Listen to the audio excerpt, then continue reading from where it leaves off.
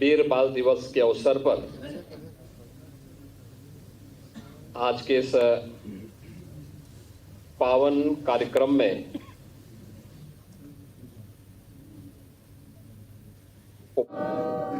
बोले सो निहाल।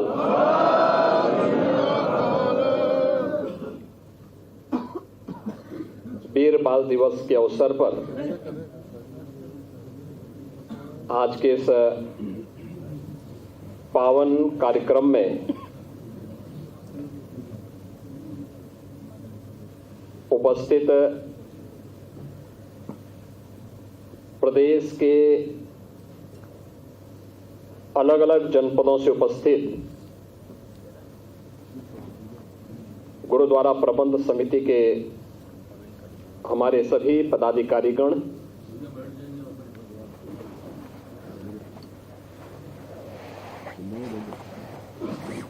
देश के सिख परंपरा के इतिहास से जुड़े हुए उन परिवारों के जो हमारे सम्मानित सदस्यगण हैं, उन सब का मैं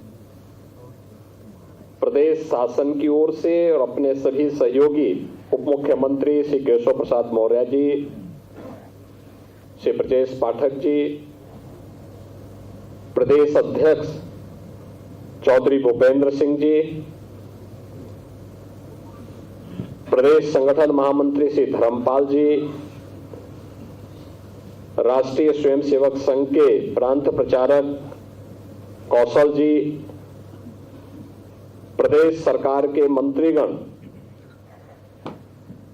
हमारे यहाँ पर श्री सुरेश खन्ना जी, श्री स्वतंत्र देव सिंह जी, सरदार बलदेव सिंह ओलख जी, जेपीएस राठौर जी, इन सब की ओर से मैं आप सबका मुख्यमंत्री आवास पर आयोजित आज के शबद कीर्तन और अरदास कार्यक्रम में हृदय से अभिनंदन करता हूं, स्वागत करता हूं।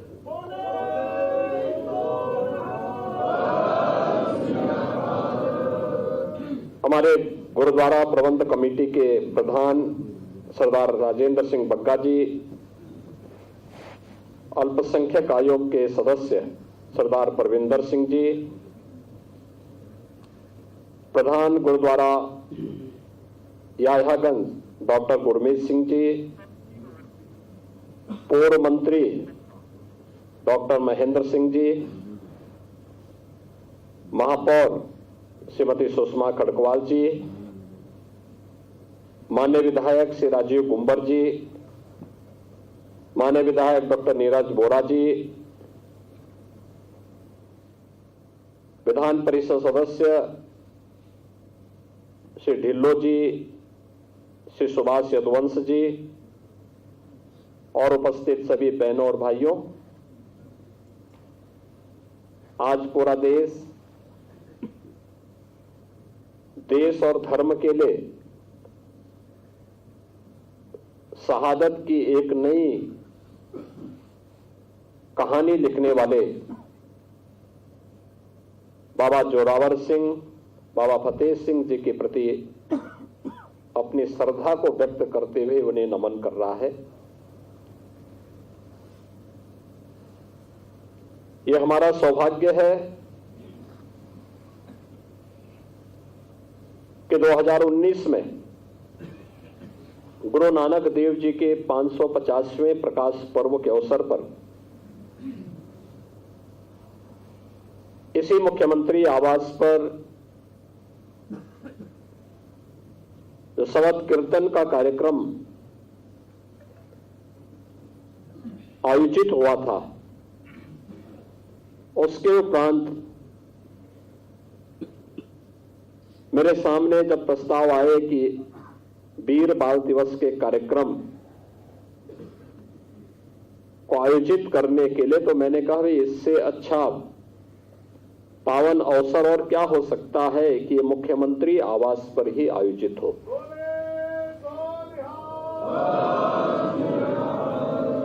और 2020 से लेकर के लगातार 20, 21, 22, 23 मैं आयोजन मुख्यमंत्री आवास पर होते होते आज यह पूरे देश का आयोजन हो गया है।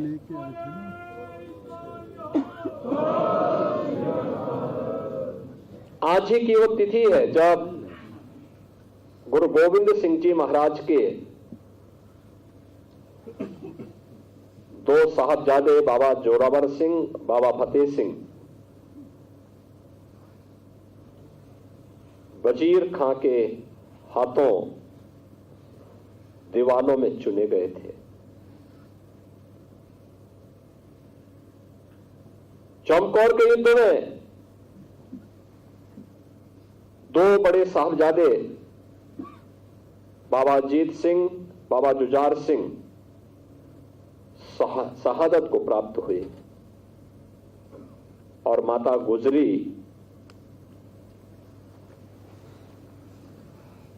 इन सबको बहुत अधिक समय तक बर्दाश्त नहीं कर पाए। क्या नहीं बीता था उस समय, लेकिन एक ही बात थी, एक ही लक्ष्य था कि देश और धर्म पर आंच नहीं आने देंगे। एक ही उद्देश्य के लिए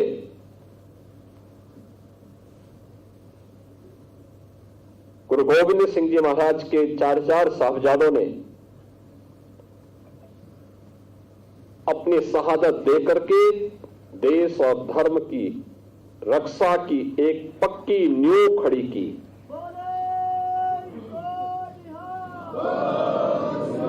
जिस पर न केवल आज भी सिक्की पंथ बल्कि पूरा देश गौरव की अनुभूति करता है, पूरी श्रद्धा और सम्मान का भाव व्यक्त करता है।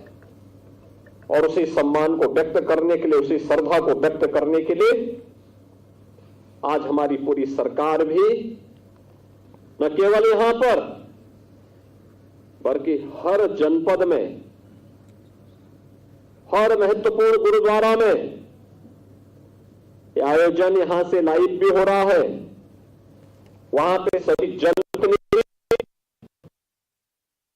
और संगठनों के पदाधिकारीगण एकत्र होकर के उन वीर बालकों की शहादत के प्रति अपनी श्रद्धा को व्यक्त कर रहा है। बहनों और भाइयों, सिख पंथ की शुरुआत ही देश और धर्म के लिए गुरु नानक देव जी ने सबसे पहले बाबर के अत्याचार का विरोध किया था। कौन नहीं जानता है लाहौर में गुरु अर्जुन देव जी का बलिदान जहांगीर के अत्याचार से बचाने के लिए था। कौन नहीं जानता है गुरु तेग बहादुर जी के बलिदान को। उन्होंने अपना सिर दिया लेकिन भारत का सिर नहीं झुकने दिया।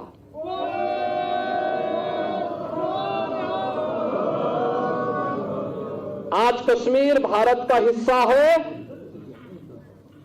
और भारत का शीश बना हुआ है, इसलिए क्योंकि हमारे गुरु तेग बहादुर जी ने अपना शीश देकर के इसकी कीमत चुकाई है।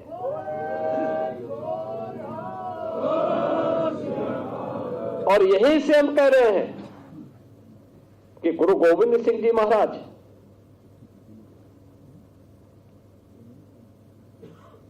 एक ऐसे पिता हैं जिन्होंने अपनी आंखों के सामने अपने पुत्रों को बलिदान होते हुए देखा है। एक ऐसे पुत्र हैं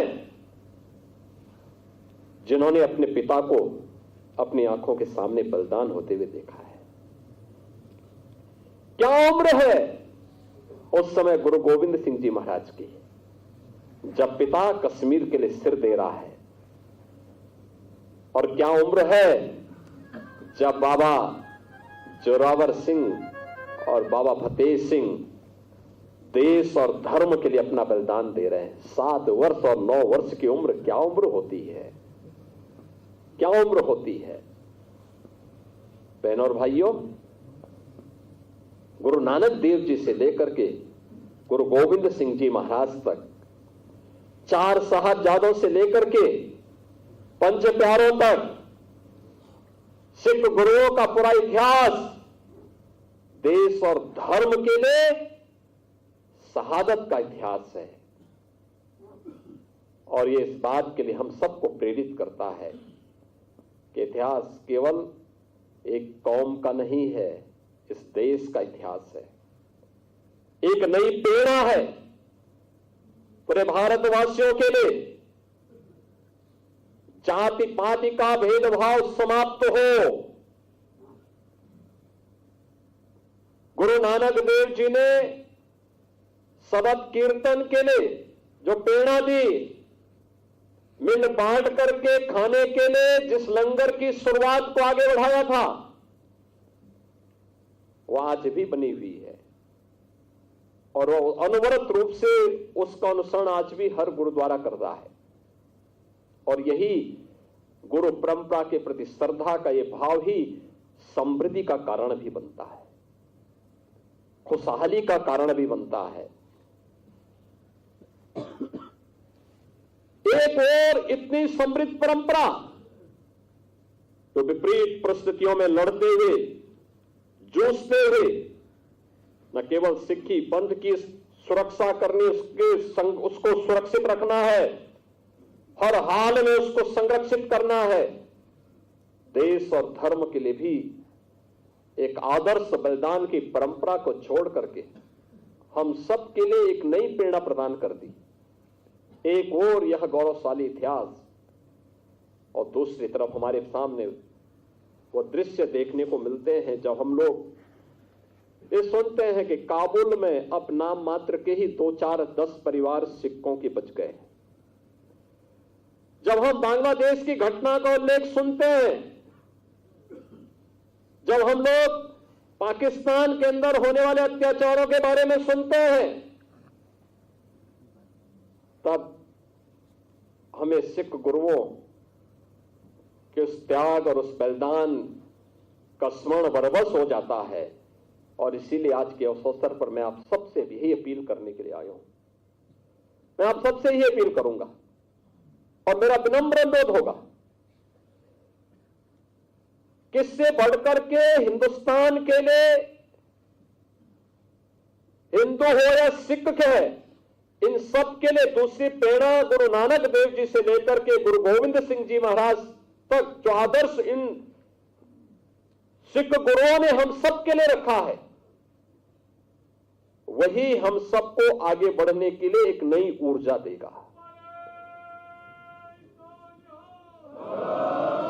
उन्हीं का आशीर्वाद हम सबकी प्रेरणा है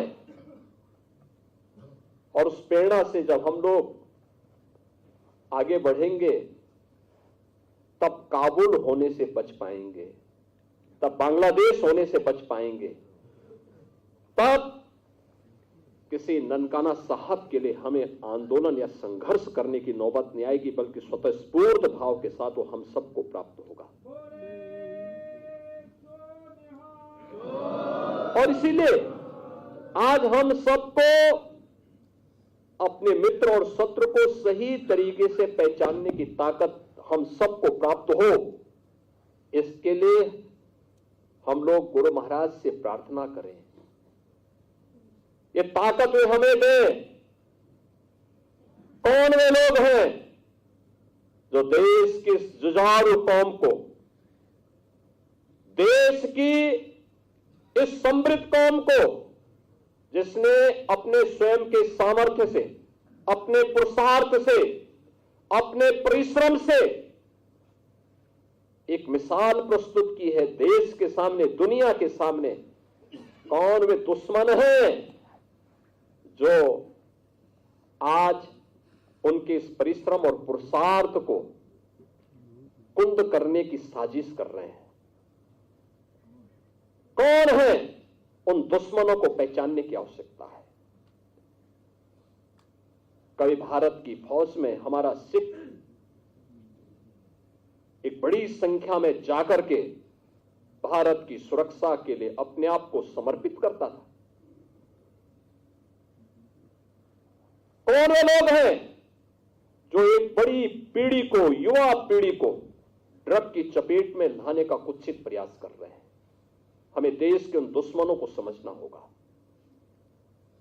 उन दुश्मनों से सावधान रहना होगा। कौन आपस में हिंदू और सिखों को लड़ाने का कुत्सित प्रयास कर रहे हैं? ये तो एक दूसरे के पूरक है। पंजाब की परंपरा तो इतनी समृद्ध परंपरा थी। मैं यही सुरेश खन्ना से ही पूछ रहा था, वो कह रहे थे कि मैं धोखे से आके यहां मंत्री, सांसद, विधायक बन गया, अन्यथा मैं पंजाब में होता तो मैं भी सिख होता। यह परंपरा थी हर परिवार की, और उस समृद्ध परंपरा को लेकर के गुरु गोविंद सिंह जी ने खालसा पंथ की स्थापना के समय जो बात कही थी, वो बात आज भी हमारे लिए स्मरणीय होना चाहिए। याद रखना, उनकी बात, उनके वचन हम सब के लिए आज भी एक नई प्रेरणा है, हम सब के लिए एक आदर्श है। और इसीलिए एक और जहां हमें उन सिख गुरुओं के प्रति अपनी श्रद्धा को व्यक्त करते हुए इस नई प्रेरणा को आगे बढ़ाने का कार्य करना होगा, वहीं साथ ही साथ याद करें,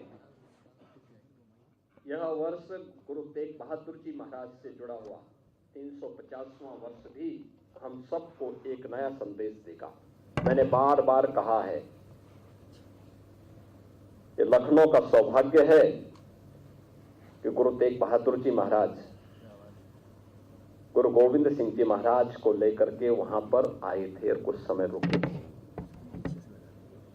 कितनी ऐतिहासिक परंपरा, और इस परंपरा को और मजबूती देने के लिए क्या हम कर सकते हैं? वहां पे नगर निगम के साथ बैठक करके वहां के पूरे सुंदरीकरण की विस्तृत कार्य योजना बने। मैंने आपसे कहा, देखिए आपको पैसे की आवश्यकता नहीं, पैसा हम उपलब्ध करवाएंगे, कोई समस्या नहीं आएगी। कोई एक कार्य योजना तैयार हो, ये केवल एक दूसरे के ऊपर जिम्मेदारी डालने से नहीं होगा। वहां की दुकानों को क्या हम लोग कहीं कोई स्पेस दे करके, राज्य सरकार की कोई जमीन हो या कोई नगर निगम की जमीन हो या जीडीए की कोई लैंड हो, वहां पर ले जाकर के कोई हाई राइज बिल्डिंग बना करके, कोई अच्छा मॉल बना करके सम्मानजनक ढंग से हम उनका पुनर्वास करें। लेकिन एक ऐतिहासिक परंपरा से जुड़े हुए गुरुद्वारे का सुंदरीकरण होना चाहिए, और इससे अच्छा अवसर नहीं मिलेगा जब हम लोग गुरु तेग बहादुर जी महाराज के 400वें इस महान दिवस के अवसर पर जब जुटेंगे। उस अवसर पर हम लोगों के सामने पता नहीं कितने लोग रहते हैं, कितने लोग नहीं रहते हैं, क्या परिस्थितियां आती हैं। अभी से इसकी तैयारी होनी चाहिए, प्रयास होना चाहिए, कार्य योजना बने, उसको लागू करने की तैयारी होनी चाहिए। ये हम लोगों के आदर्श है, ये हमारी प्रेरणा है।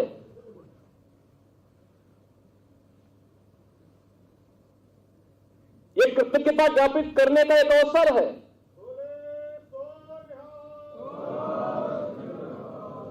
एक कृतज्ञता ज्ञापित करने का इससे अच्छा अवसर नहीं हो सकता कि गुरु तेग बहादुर जी महाराज ने जिस कश्मीर की रक्षा करने के लिए, कश्मीरी पंडितों की रक्षा करने के लिए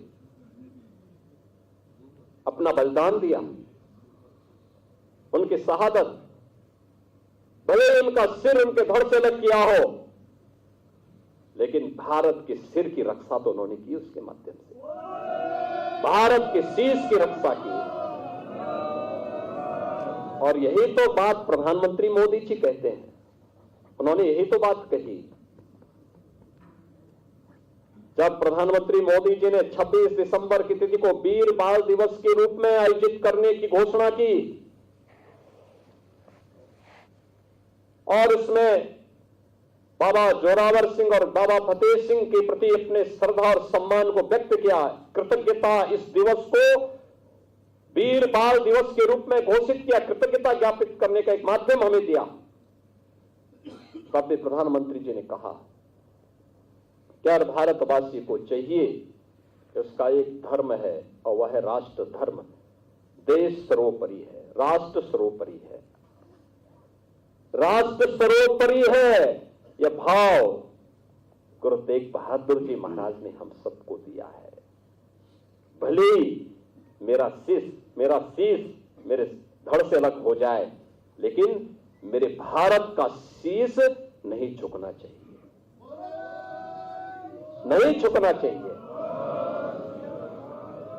और हम लोग देखते हैं, सुनते हैं, और मैं तो देखता हूं सिख गुरुओं के इतिहास को, सिख परंपरा के इतिहास को। महाराजा रणजीत सिंह हुए, महाराजा रणजीत सिंह ने जितना सोना स्वर्ण मंदिर में दिया, उतना ही बाबा काशी विश्वनाथ मंदिर को भी दिया। काशी विश्वनाथ मंदिर का शिखर और दरवाजे स्वर्ण मंडित हुए या सोना महाराजा रणजीत सिंह जी ने दिया था।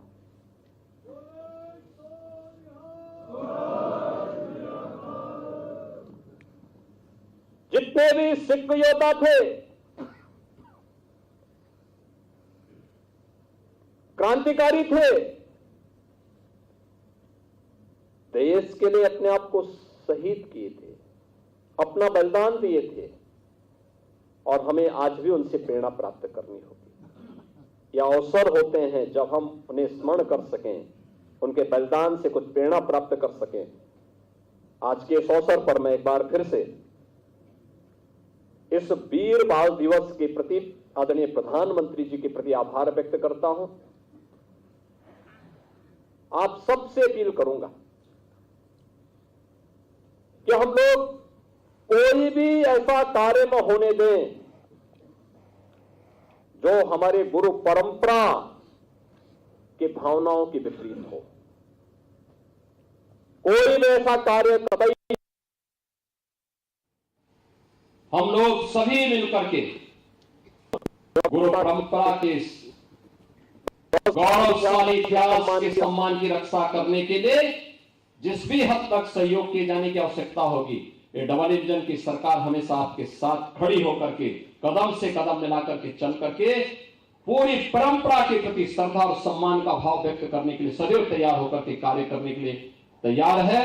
आज के इस अवसर पर वीर बाल दिवस के इस पावन आयोजन के अवसर पर मैं माता गुजरी को कोटि कोटि नमन करता हूं। दुख, उनका दर्द कौन महसूस कर सकता है। बाबा अजीत सिंह, बाबा जुझार सिंह, बाबा जोरावर सिंह, बाबा फतेह सिंह, इन चार साहबजादों के प्रति नमन करता हूं, उनके शहादत को नमन करता हूं। गुरु गोविंद सिंह जी महाराज, जिनका पूरा जीवन ही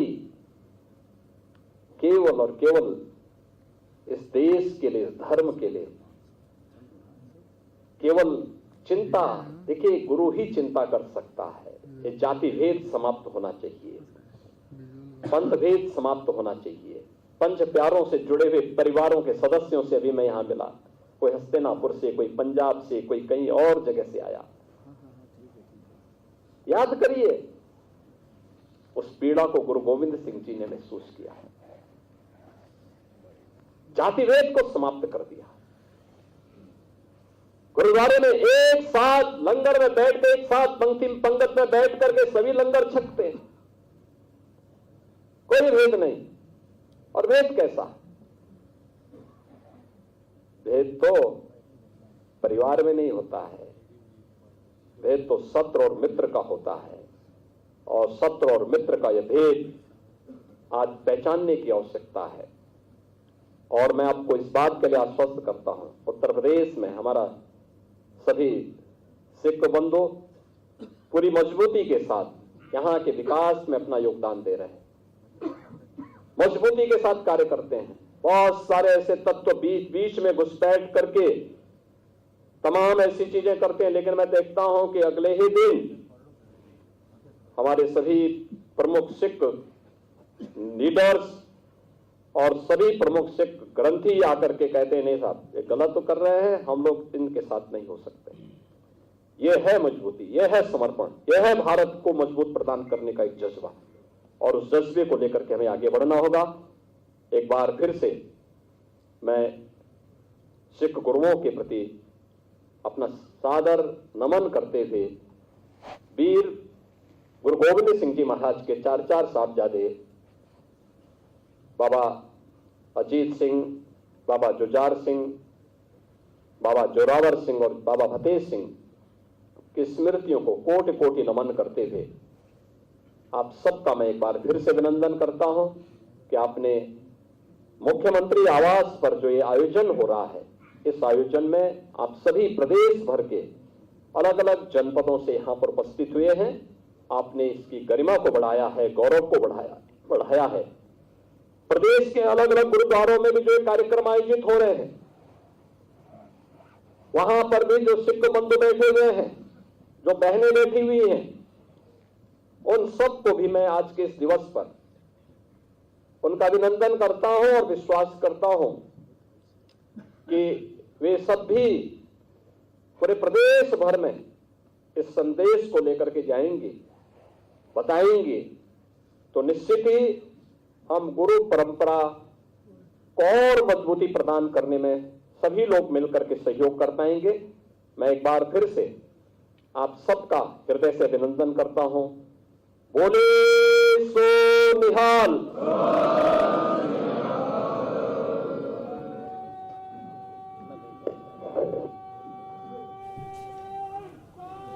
तो शहादत की एक नई इबारत लिखी, सनातन की रक्षा के लिए बलिदान दिया। तो वीर दिवस कार्यक्रम में संबोधित करते हुए मुख्यमंत्री योगी आदित्यनाथ की तरफ से ये तमाम बातें साहिबजादों की गौरव गाथा प्रेरणा देती है।